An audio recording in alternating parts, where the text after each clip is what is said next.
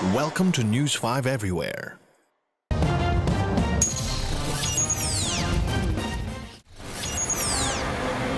Walang prenong request para mag-get.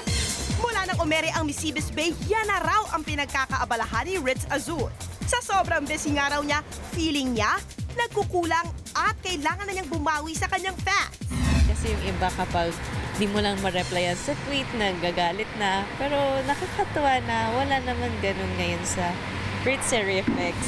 Feeling blessed daw talaga si Ritz dahil bukod sa parami ng parami ang Ritzerifics, dumarami na rin ang kanyang endorsement offers at tumataas din ang ratings ng Misibis Bay. Pero gaano katotoo na dahil raw rito ay nakakatanggap rin daw siya ng mga indecent proposal? Pero yung mga ganun naman, hindi naman madami. Siguro isa lang. Oo. Nagiging open ako. Sinasabi ko talaga kung anong gusto ko.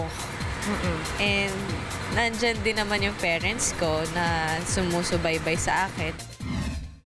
Be sure to come back. News 5 Everywhere. Copyright 2013.